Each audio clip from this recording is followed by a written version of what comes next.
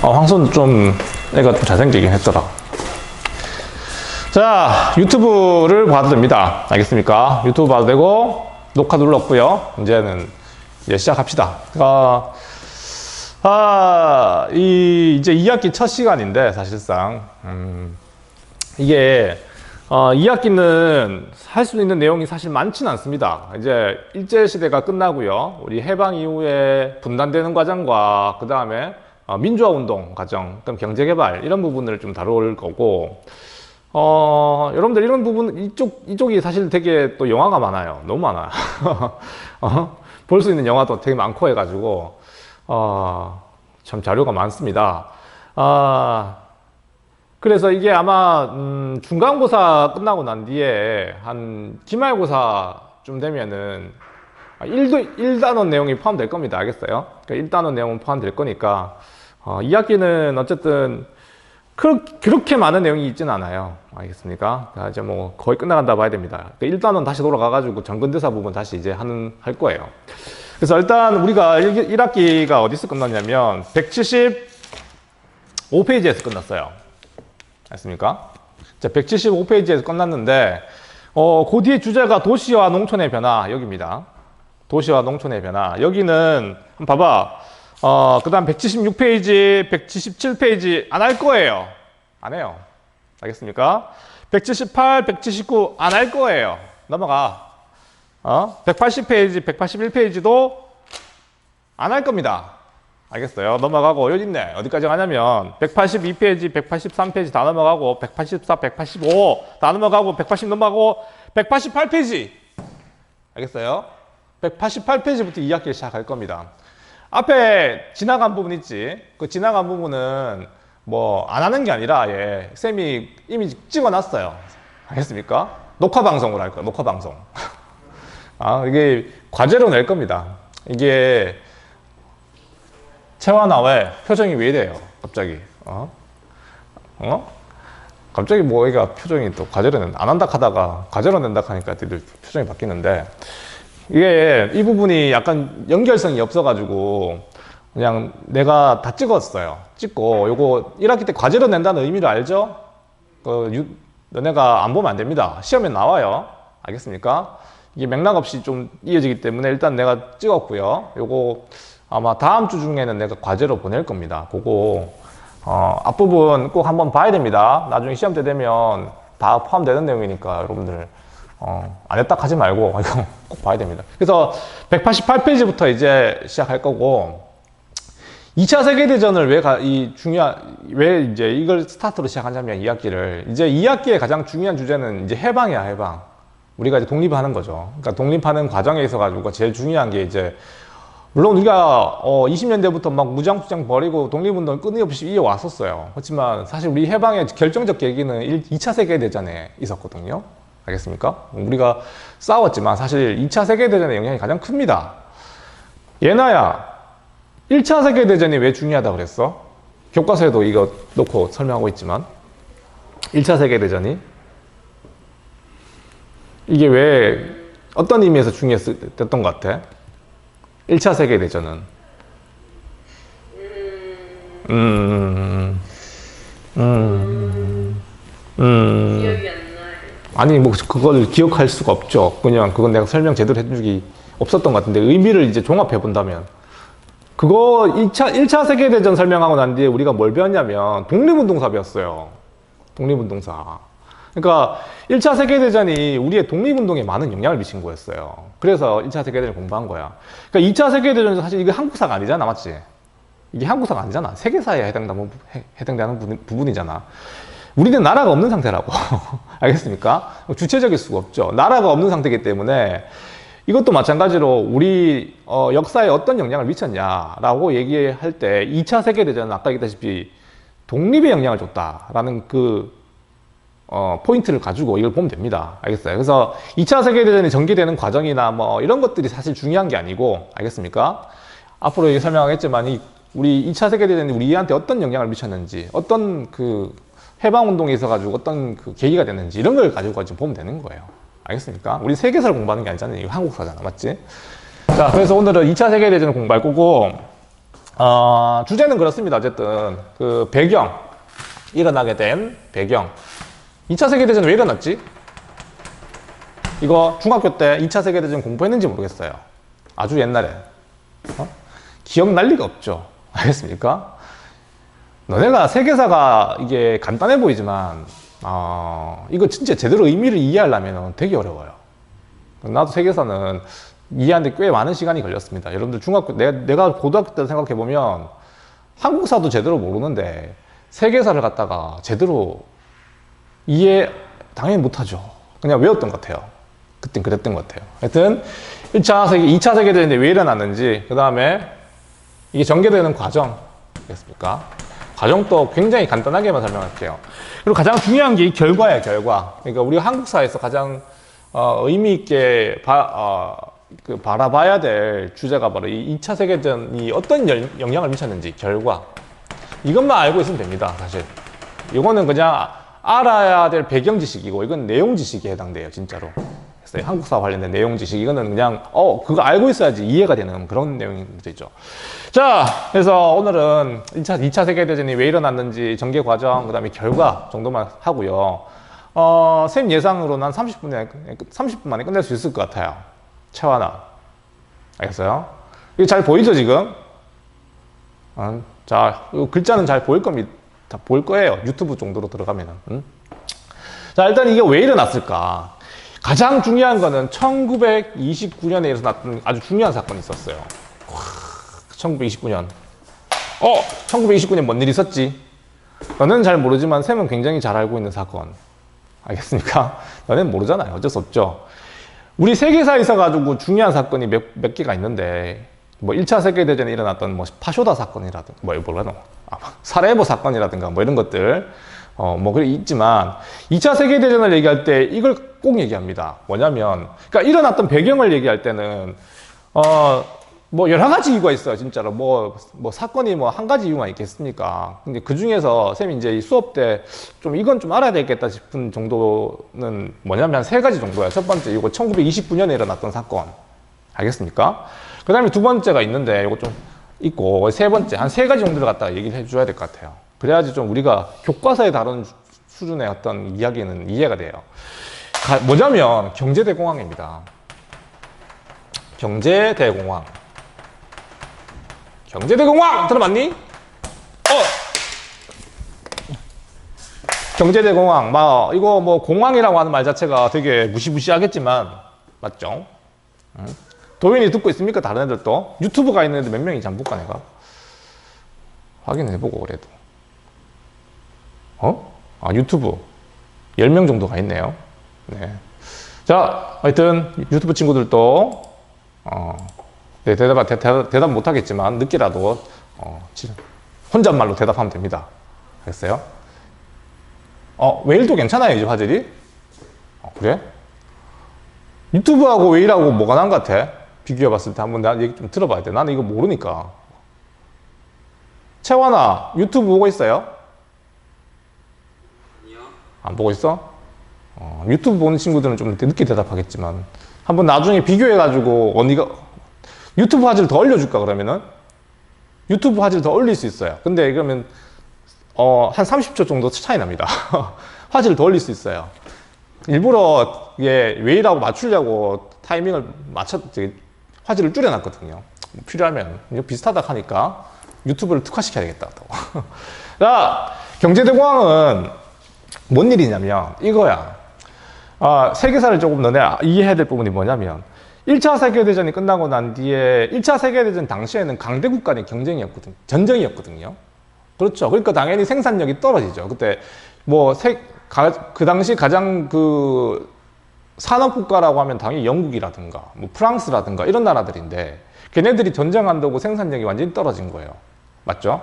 그 대신에 일본이라든가 이해됩니까? 뭐 이런 외곽 지역에 이런 나라들이 굉장히 호황기를 맞게 하게 되지. 미국이라든가 뭐 이런 나라들이 이해됩니까? 일본이 진짜 1차 세계대전 당시에는 미국하고 일본은 엄청나게 성장합니다. 산업시설이.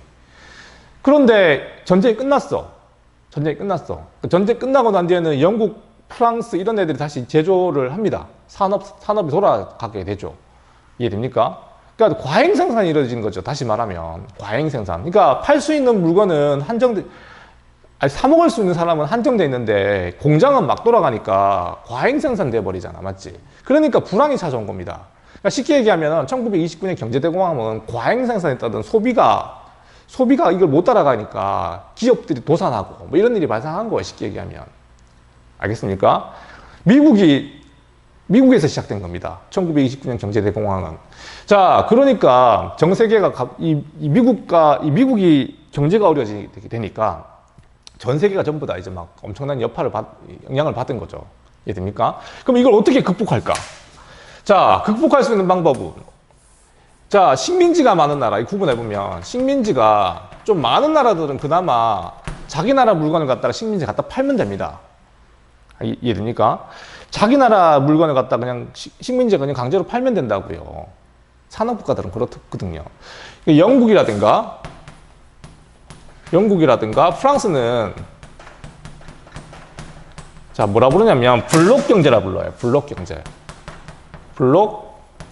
경제. 말이 어려운데 쉽게 얘기하면 자기 나라 물건을 갖다가 식민지에 팔면서 다른 나라 물건을 못 들어오게 막아버리는 거죠. 어디를 예로 들면 좋을까? 어쨌든 이 식민지가 많은 나라들은 이게 가능하지. 근데 식민지가 없는 나라는 어떨까? 식민지가 없는 나라. 식민지가 없거나 아니면 적은 나라들. 식민지가 아예 없거나 적은 나라. 이거 못 알아듣잖아요. 없거나 부족한 나라들.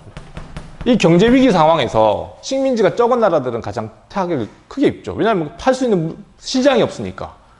이해됩니까? 그래서 어쨌든 경제 대공황이 2차 세계대전에 있어가지고 가장 중요한 어떤 포인트가 됩니다. 알겠습니다. 여러 가지 이유가 있지만 뭐 사상적인 면이라 정치적인 면이나, 근데 중요한 거는 경제 위기에서 시작된 거예요. 자, 그러면은 식민지가 적은 나라들, 대표적인 나라 어느 나라? 아예 없는 나라 있죠. 아예 없는 나라. 미국. 미국은 식민지가 없었어요? 있긴 있었어. 뭐 필리핀 뭐 이런 애들 있긴 있었어. 식민지처럼 경영하는 나라는 있었거든요. 그러니까 미국은 사실 식민지가 없다고 봐야 됩니다. 자국 영토가 너무 넓었기 때문에 식민지가 그렇게 필요하지도 않고 사실은. 하여튼 미국은 어떤 식으로 이 위기를 극복하냐면 뉴딜 정책이라고 하면 뉴딜 정책. 이거 다 나올 거죠? 나오네요. 뉴딜 정책. 뉴딜이라고 하는 게 뭐냐면, 이 경제를 좀 어쩔 수 없어요. 지금 경제대공황이라서 경제사를 조금 이해할 수밖에 없습니다. 아까도 얘기했다시피 이 위기의 핵심은 뭐냐면 소비가 안 된다는 거예요. 소비가. 기업들은 물건을 만들어낼 수 있는데 이걸 살 사람이 없는 거라고. 그래서 정부가 이걸 사는 거라고. 소비의 주체로서. 이해되는지 모르겠습니다. 이게 뭔 말인지. 지금도 그렇게 하고 있잖아요. 만약에 기업들이 장사가 안 되거나 아니면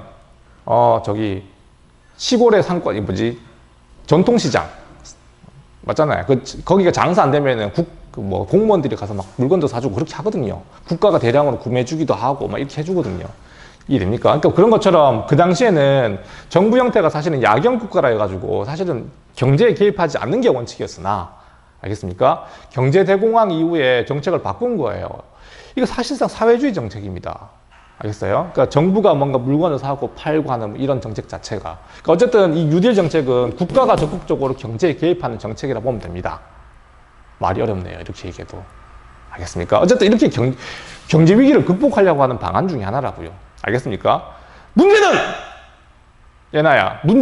뭐냐면 미국이 아니라 다른 나라들이 있었어요. 이제 오늘의 주인공은 얘들이에요. 알겠습니까? 전쟁을 일으킨 나라들. 오케이? 독일! 식민지가 있었을까, 없었을까? 식민지가. 임민주 씨 듣고 있습니까? 독일은 식민지가 있었을까, 없었을까? 독일. 없죠?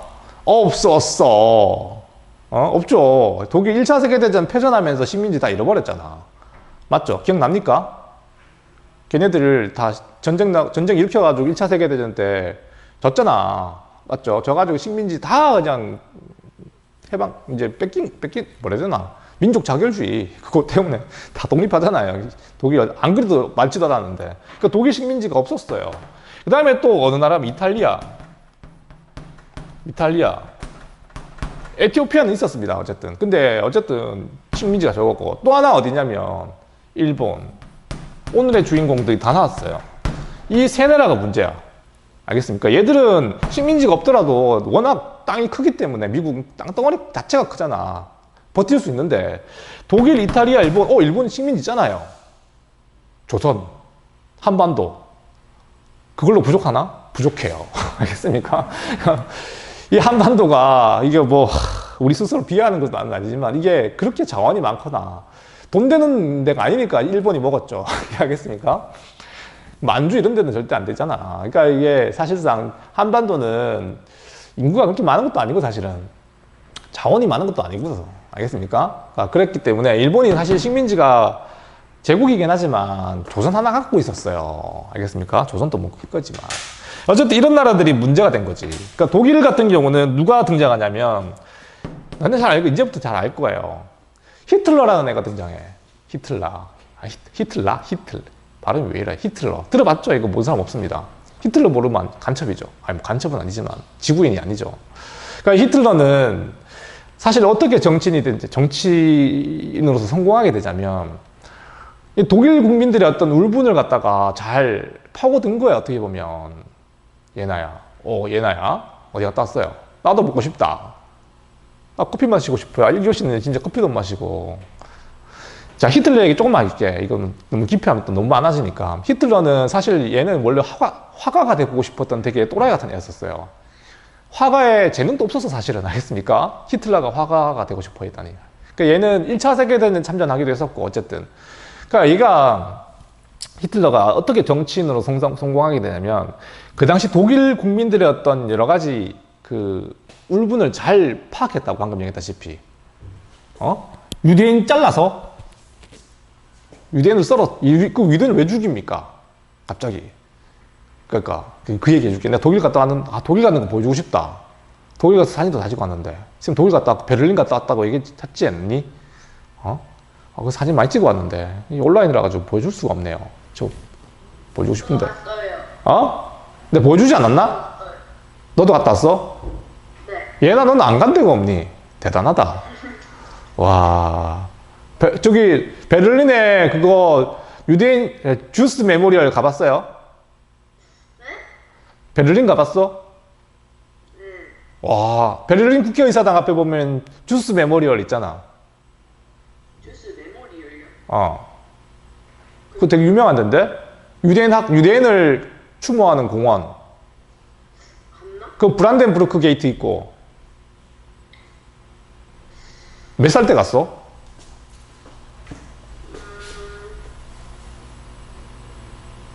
언제 왔지? 야, 그때면 기억나야지. 응? 불안 아니야? 이거 얘는 갔다 온 것 같아. 중1 때면 기억나지 싶은데. 거기에 있잖아, 뭐가 있냐면, 브란덴부르크 게이트가 뭐냐면, 이게 문인데, 위에 이제 황금마차 딱 있고. 그거 기억 안 나? 이렇게 생긴 거. 이렇게 생겼는데, 여기 이게 마차가 이게 있어, 이거. 네 마리 마차가 이렇게 있는 거. 이게 브란덴부르크 게이트인데? 그거 말고, 그 국회의사당에, 독일 국회의사당이 있거든요. 그 바로 앞에 보면 무슨, 네모난 돌이 막 쫙 깔려 있는데 그거 안 갔어요? 쇼핑만 했구나 얘나야. 에이, 황희찬 갔다 온 거 맞는 것 같아. 근데 쇼핑하는 걸로 쇼핑. 독일은 정말 역사 교육 하려면 베를린 한번 가봐야 됩니다. 그러니까 다 유대인 독일 히틀러 얘기 잠깐만 해줄게요.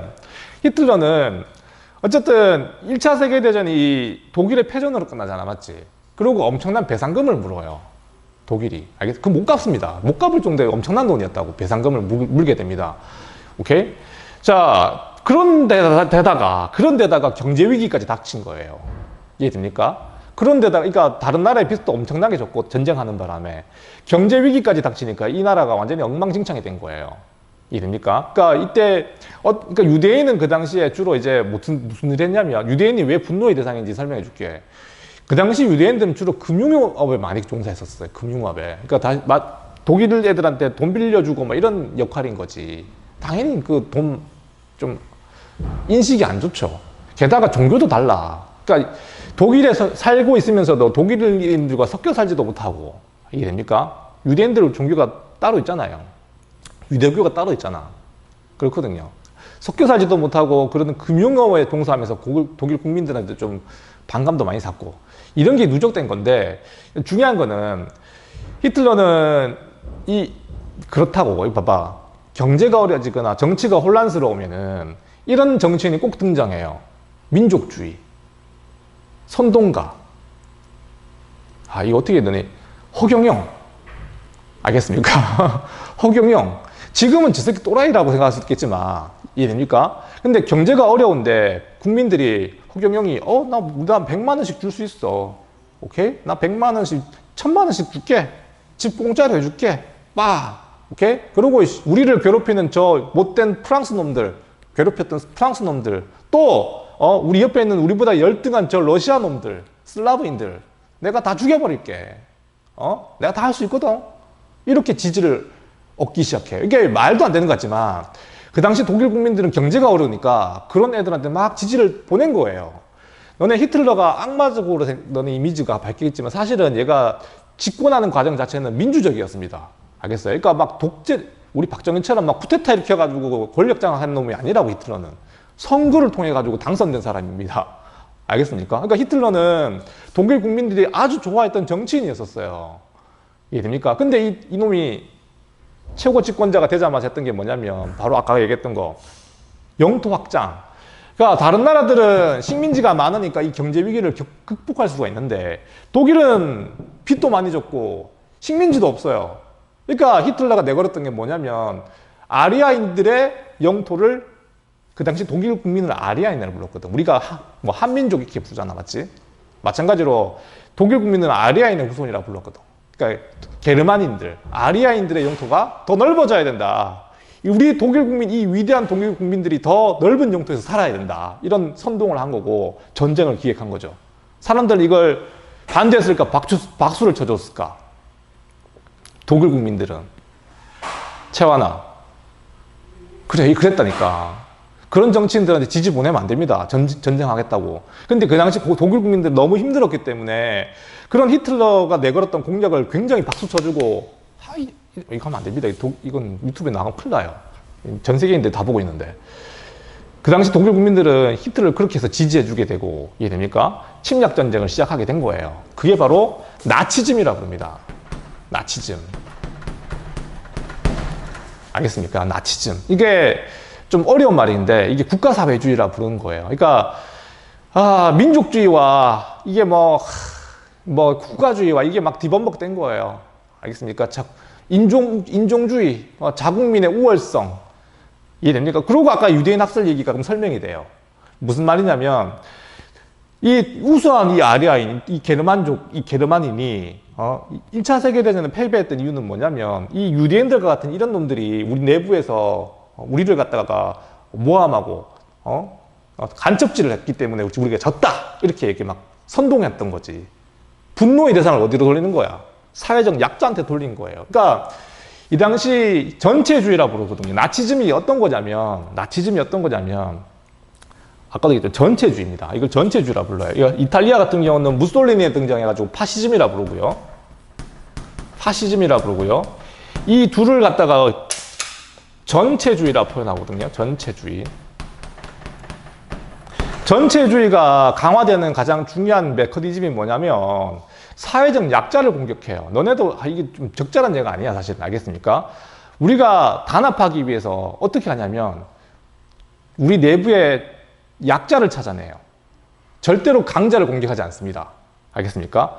약자를 갖다가 이거 진짜 요즘 이상한 사회적 약자가 그러니까 유대인이 사회적 약자잖아. 그랬거든요. 독일 사회 내부에서는. 걔네들을 공격해가지고 전체 단합을 도모하는 이런 메커니즘이 전체주의라 부른다고. 이게 우리가 중학교, 고등학교, 그 이전에 초등학교를 거쳐오면서 그런 짓을 많이 했던 것 같지 않니? 그러니까 우리 그룹이 있어. 우리 그룹이 있는데 그 그룹을 강화시키기 위해서 외부의 약한 애를 괴롭히는 거. 절대로 강한 애들 안 건듭니다. 걔들하고 싸우면 내가 지니까. 그러니까 약자를 건드려도 되니까 건드리면서 얘를 우리끼리 막 단합하고 하는 거. 유대인이 그 희생양이었었어요. 유대인뿐만 아니라 어떤 애를 갖다 괴롭혔냐면 장애인, 동성애자, 자기하고 다른 사람들은 다 괴롭혔던 거지. 이게 독일의 나치즘이라 부르고 전체주의라 부르는 겁니다. 굉장히 나쁜 거죠.